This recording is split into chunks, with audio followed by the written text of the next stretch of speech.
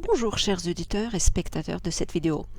Aujourd'hui j'avais envie de revenir sur une présentation que j'ai faite en mars il y a 7 mois et comparer la situation de mi-mars avec celle de mi-octobre, surtout la situation économique. C'est une situation liée au Covid-19 évidemment parce que nous sommes dans cet environnement depuis le début de l'année quasiment. Et ça va durer pendant un certain temps et puis évidemment il y a beaucoup de conséquences. Et compte tenu des temps exceptionnels dans lesquels nous vivons, cette rétrospective permettra mieux comprendre ce que nous avons vécu et à quoi nous pouvons nous attendre dans les semaines et mois à venir. Et c'est parti. Tout d'abord, l'avertissement. Compte tenu du fait que une partie de l'information qui va être présentée dans cette vidéo et dans les vidéos de cette série-là était destinée initialement aux investisseurs professionnels. Je suis obligée de dire que cette vidéo est fournie uniquement à des fins d'information. Elle ne constitue pas une recommandation financière, économique, sociale, psychologique ou autre.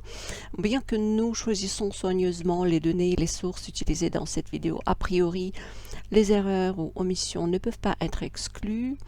Les auteurs de cette vidéo ne donnent aucun engagement, assurance ou promesse quant à l'exactitude, l'exhaustivité ou l'utilité de son contenu, quelles que soient les circonstances ou le contexte, et aucune responsabilité pour des pertes engendrées par tout individu ou organisation agissant ou évitant d'agir suite aux éléments issus de cette vidéo ne peut être accepté par les autres. Et bien entendu, nos droits de propriété intellectuelle doivent être respectés. Le présent contenu ne peut pas être produit sans autorisation préalable.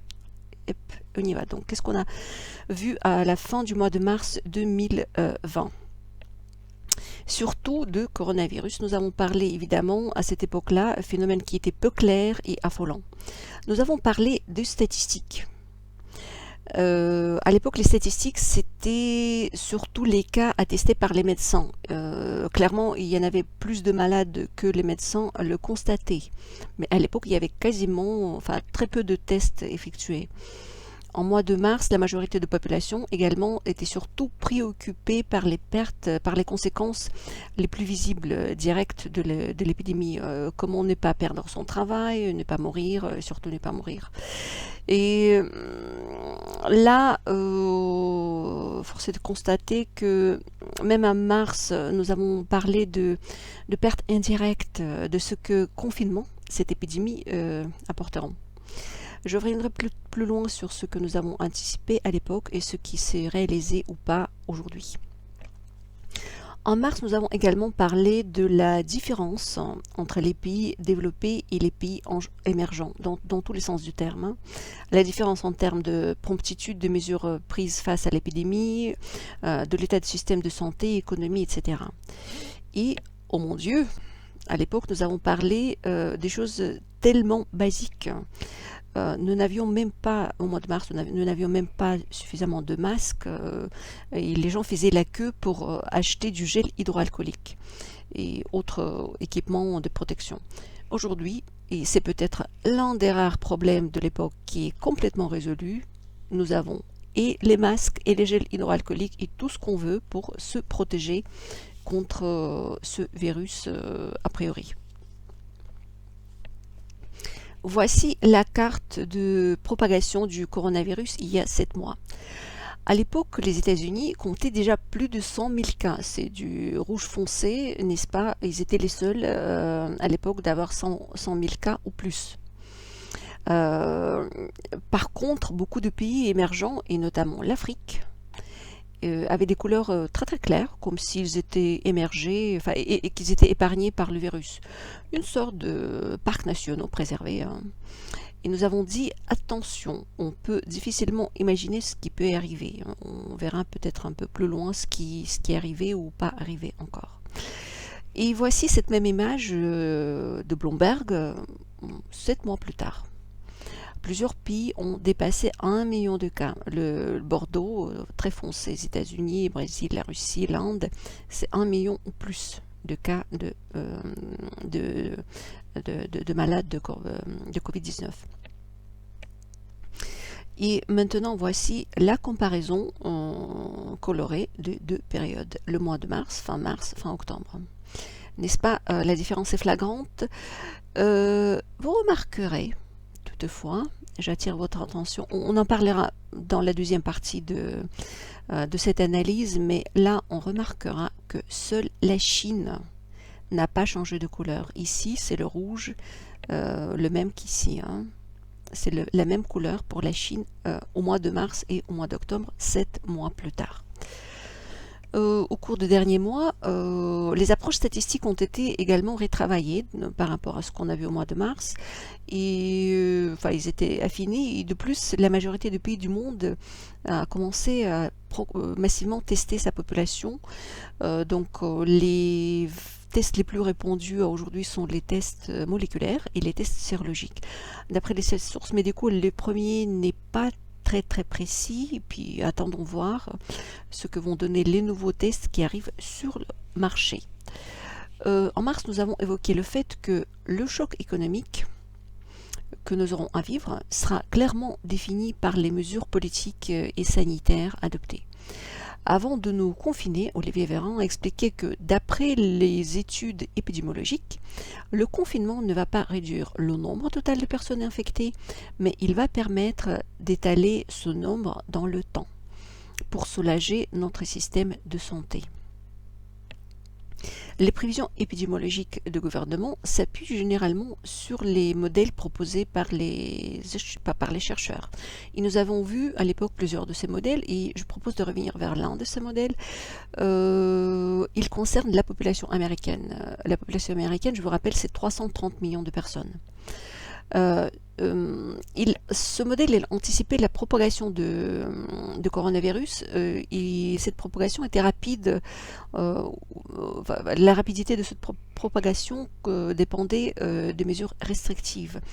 Si les États-Unis n'adoptaient pas du tout de mesures restrictives, donc c'était aux alentours de 20 millions de malades au pic de cette maladie qui était prévue entre mi-mars et mi-juillet carrément, avec des mesures restrictives très strictes, c'est la ligne verte, à peine quelques centaines de milliers de malades.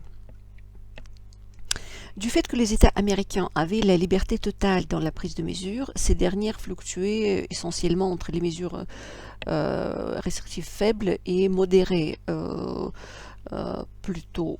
Et seulement quelques grandes villes ont adopté les mesures restrictives strictes. Il y avait des campagnes, des États où il n'y avait quasiment pas de mesures parce que les espaces sont tels que ça n'a pas de sens d'adopter des mesures restrictives quelconques. Situation réelle au mois d'octobre, 8,6 millions de malades contaminés en tout. On voit que la contamination n'avait pas de pic justement prévu au mois d'avril, mai, juin. Il y avait une bosse pendant cette période-là, mais ce n'était pas une bosse énorme comme anticipé par les chercheurs lorsqu'on n'a pas de mesures restrictives. Cela se trouve à peu près 8,6 millions, ça se trouve à peu près entre les mesures faibles et modérées, hein, comme on a remarqué, ça correspond assez fortement à ce qui a été prédit par les chercheurs. Ce n'est pas très grave, en réalité 8 millions c'est beaucoup, mais c'est pas très grave, d'autant plus que pour la grippe saisonnière, les Américains ont recensé 38 millions de cas. C'est 4,4 fois plus que le nombre des malades de Covid. Et maintenant, regardons la mortalité en fonction des mesures prises. Si donc pas de mesures restrictives, les chercheurs prévoyaient 1,7 million de morts et avec les mesures restrictives très strictes, 62 000 à peu près.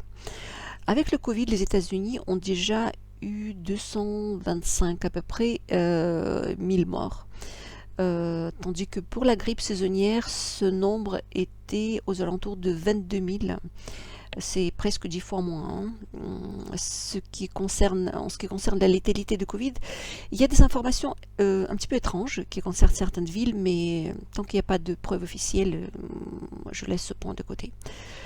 Voilà. Donc maintenant regardons les conséquences économiques, enfin, le sujet de notre discussion d'aujourd'hui. Au niveau global, quelles sont les conséquences économiques au niveau global mondial? Analysons l'indice des directeurs des achats mondial, basé, comme son nom l'indique, sur l'enquête mensuelle des directeurs des achats. J'aime beaucoup cet indice-là parce qu'il est très, très réel. Donc, les directeurs des achats sont généralement au courant de ce que l'entreprise va faire très prochainement.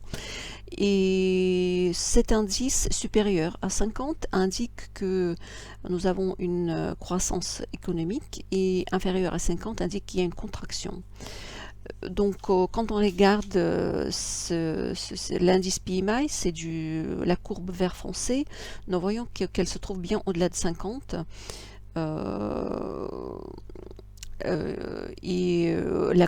La croissance économique poursuit. Néanmoins, le rythme global de la croissance a légèrement ralenti, et puis PMI Index, il a chuté de 52,4 à 52,1, ce qui n'est pas grand-chose. Mais la raison en est évidente. Regardons les traits bleus.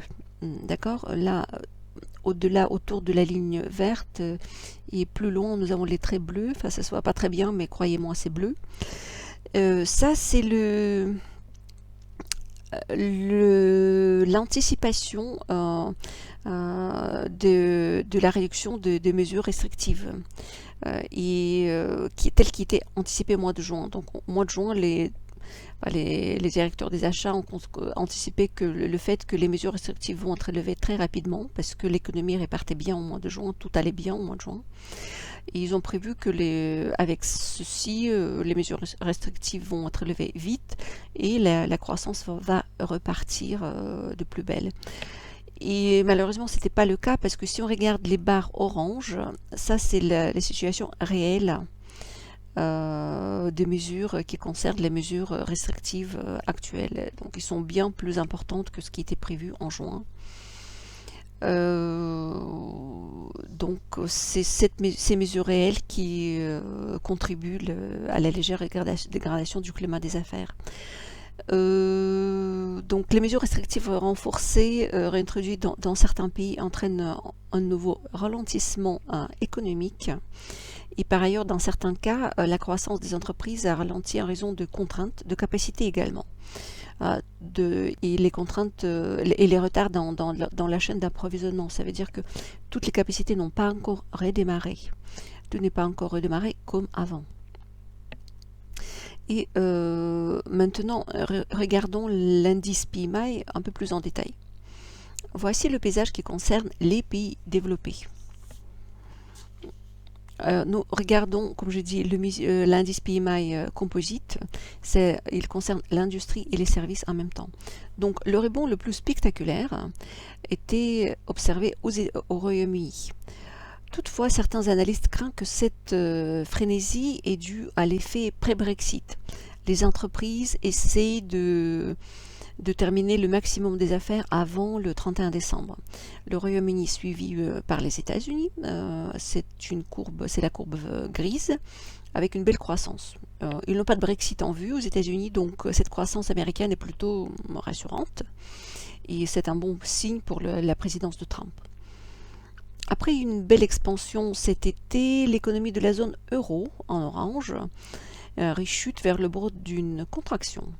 Nous discuterons cette nouvelle peu réconfortante un peu plus loin. L'économie japonaise, en bleu, est en récession et on ne voit pas très bien quand est-ce qu'elle va être terminée cette récession. Et puis j'avoue que c'est assez regrettable de voir le crépuscule d'un beau et grand pays. Globalement, on est là au Japon. Maintenant, regardons les pays émergents. Le rebond post-confinement le plus impressionnant a été observé en Russie. C'est la courbe en bleu. Actuellement, la croissance est moins vertigineuse, mais l'expansion économique continue, ce qui est plutôt pas mal. L'économie chinoise du vert foncé, qui était la première à rebondir, continue la croissance au rythme assez soutenu. Il n'y a pas eu de grosses rechutes. L'Inde, dont l'économie a fait le plongeon le plus impressionnant, c'est la ligne orange. ainsi que le Brésil, en gris. Ils suivent cette croissance économique de la Russie et de la Chine en très bon rythme. Regardons les données de l'indice des directeurs des achats sous un autre angle. Sur le graphe suivant, en vert, nous avons les données à fin septembre et en gris sur 12 mois glissants. Parmi les plus grandes économies, comme nous l'avons indiqué précédemment, la plus forte expansion de l'activité économique a été observée en Angleterre, en Grande-Bretagne. Sans beaucoup de surprises, l'Allemagne se trouve en deuxième position. Et au cours du mois de septembre, le ralentissement le plus fort a été enregistré en Espagne, suivi par le Japon et la France. Donc la France, elle n'est pas dans les premières positions en ce qui concerne la croissance économique.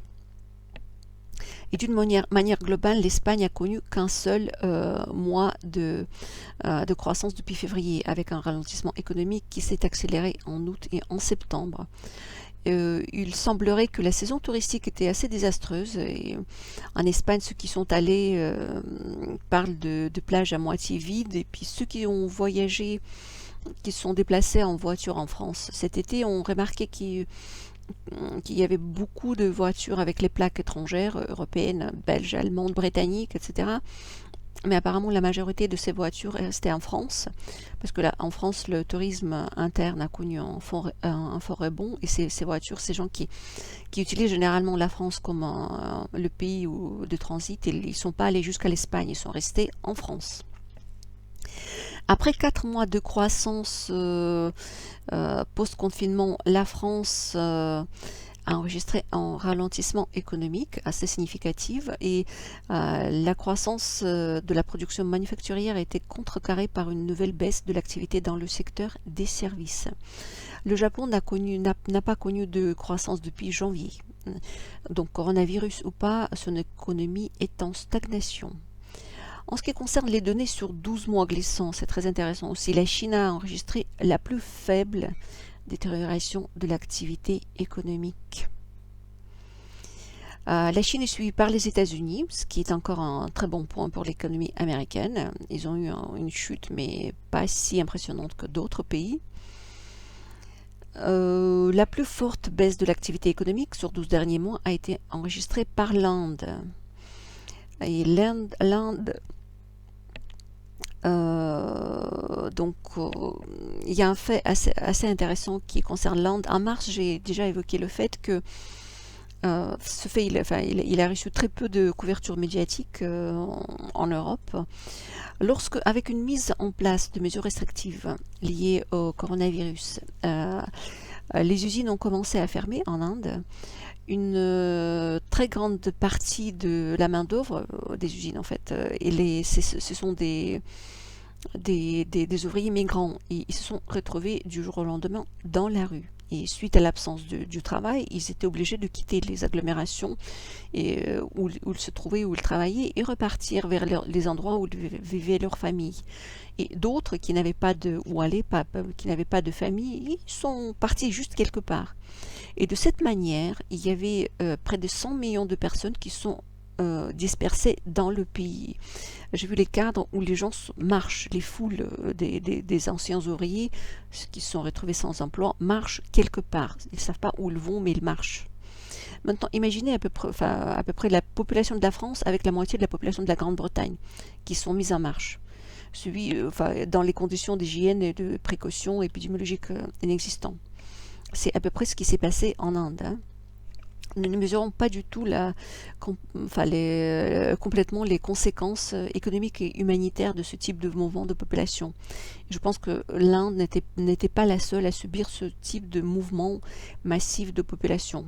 Dans d'autres pays émergents, il y a eu beaucoup de situations similaires parce qu'il n'y a pas de protection sociale, donc les gens vont là où il y a le travail. Quand il n'y a plus de travail, ils vont quelque part juste pour partir, pour chercher, trouver quelque chose. Voilà, d'autres pays qui ont vu leur économie se contracter le plus au cours des 12 derniers mois, c'était l'Italie, l'Espagne et le Japon. Tous les trois étaient les pays développés, malheureusement. penchons-nous sur la production manufacturière, hein. La bonne nouvelle est qu'elle augmente dans l'ensemble des plus grandes économies mondiales, à la seule exception du Japon. La plus forte hausse de l'activité manufacturière a été enregistrée en Inde. Donc l'Inde, il a eu une forte contraction, ensuite une forte rebond. Et la plus grande partie de l'industrie indienne est constituée du travail manuel et semi-manuel, donc on imagine que ces 100 millions d'ouvriers qui sont partis quelque part, ils ont trouvé le travail quelque part en marchant. Les données présentées sur ce graphe soulignent à quel point la reprise est tirée par le secteur de production de biens et par une reprise des flux mondiaux de commerce de biens. Je suis désolée de le dire, mais cela fait des années que je répète, et je l'écris par-ci par-là, que la légende qui stipule que le monde de demain sera le monde des services n'a rien d'autre qu'une légende. Une légende pour les touristes qui passent, mais pas pour la population qui réfléchit. Regardez, au cours de 12 derniers mois, ni la Chine, ni le Brésil, les pays où la production industrielle est assez significative dans l'économie, ils n'ont pas vu de contraction de la production manufacturière, mais pas du tout. Pas du tout, au cours de 12 derniers mois. Regardez.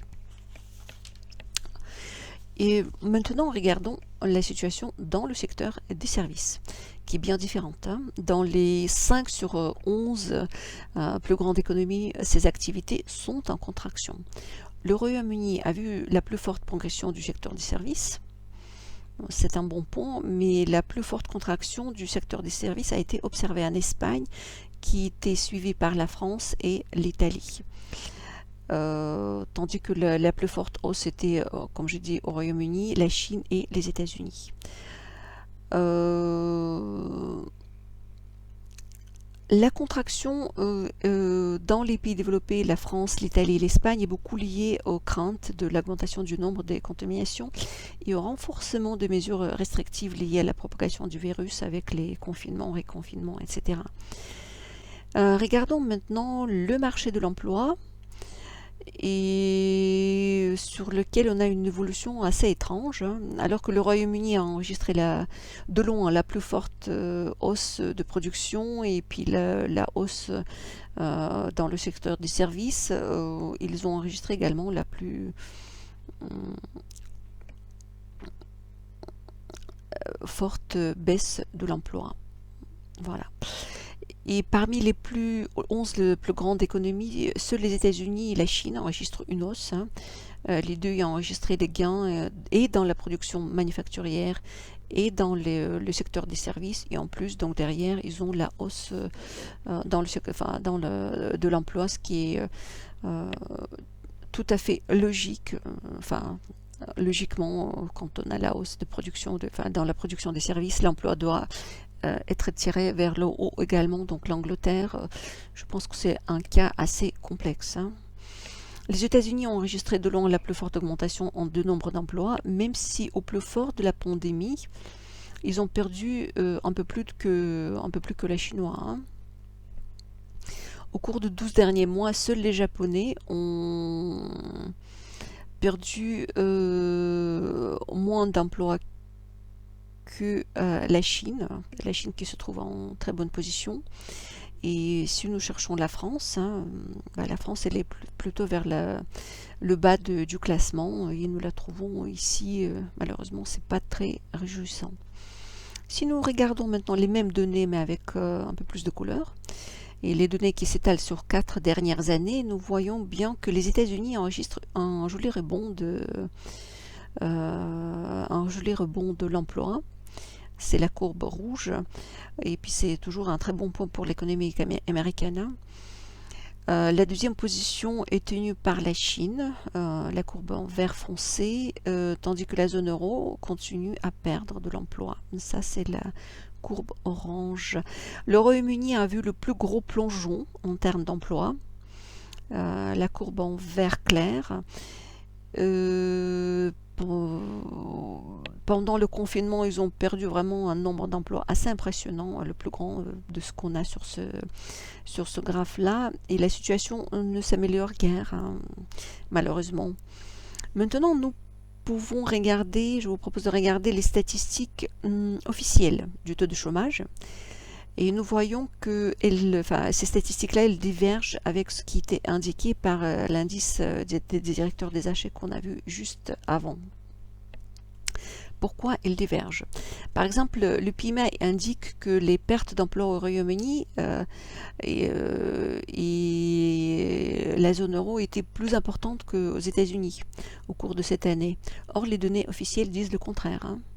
Au plus fort de la pandémie, par exemple, en avril, le taux de chômage officiel aux États-Unis était aux alentours de 14,7%, hein. C'est la courbe vert clair ici. Et pendant ce temps-là, les chiffres officiels en Europe restaient relativement bas. Le Royaume-Uni, par exemple, affiche actuellement 4,1% de chômage et l'Allemagne 6,3%, d'après les statistiques officielles. J'ai présenté ces statistiques officielles et ces deux cas de statistiques divergentes justement pour illustrer le fait qu'il faut bien comprendre ce qui se cache derrière les statistiques, hein. D'où viennent les différences dans ces chiffres. D'une part, il y a la différence dans la flexibilité des marchés de l'emploi. D'accord?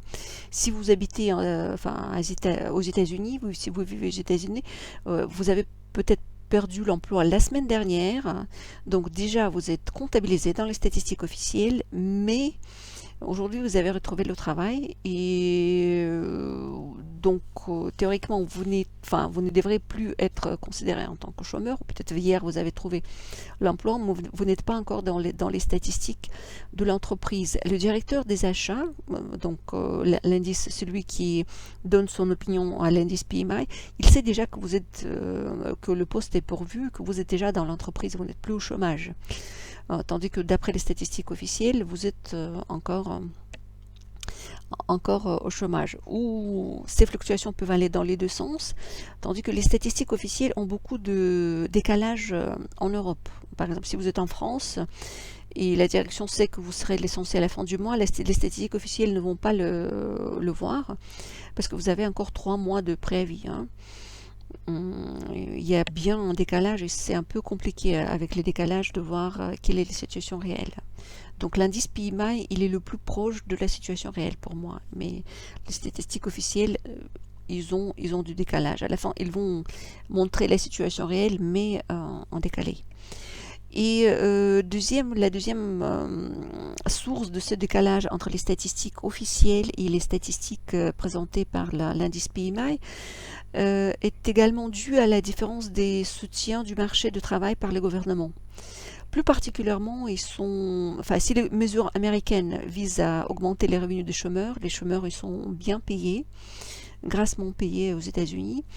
Les mesures européennes visent à maintenir les salariés dans l'emploi actuel, donc ils ne sont pas comptabilisés, les personnes qui sont sous la couverture des différentes mesures liées au soutien de gouvernement. On verra ce que ça va donner en réalité d'ici quelques mois, hein, parce que dans certains pays, ces mesures vont disparaître progressivement, notamment au Royaume-Uni, je pense. Le moment est venu pour faire quelques conclusions intermédiaires, hein. Dernièrement, nous avons observé un rebond économique qui était essentiellement dû à la reprise du secteur manufacturier. Pour beaucoup de pays, ce rebond reste instable et fortement lié aux mesures restrictives provoquées par la deuxième vague de l'épidémie du coronavirus. Les analyses statistiques disponibles publiquement permettent de supposer que les licenciements vont augmenter quand même au cours des prochains mois avec la réduction ou suppression de certaines mesures gouvernementales de soutien de l'emploi, plus particulièrement en Europe. J'espère que ça ne sera pas le cas, mais il est tout à fait probable, comme j'ai dit au Royaume-Uni, certaines mesures vont disparaître. Ensuite, le niveau de chômage aux États-Unis et au Canada semble avoir atteint son sommet au deuxième trimestre. Même si l'expansion du marché de l'emploi va ralentir, ça ralentit petit à petit, clairement, la tendance restera positive. Il y a une reprise claire aux États-Unis et au Canada. Le taux de chômage en Chine, en Inde, au Brésil et en Russie semble être proche de son pic. Donc très prochainement, la situation dans ces pays-là va s'améliorer, se stabiliser, mais enfin, il y aura très peu de ralentissement attendu dans les mois qui viennent. Et plusieurs facteurs, malheureusement, indiquent que la récession actuelle en Europe occidentale va être longue et douloureuse. Voici, et donc la suite de cette analyse économique sera présentée dans la partie suivante, la partie 2.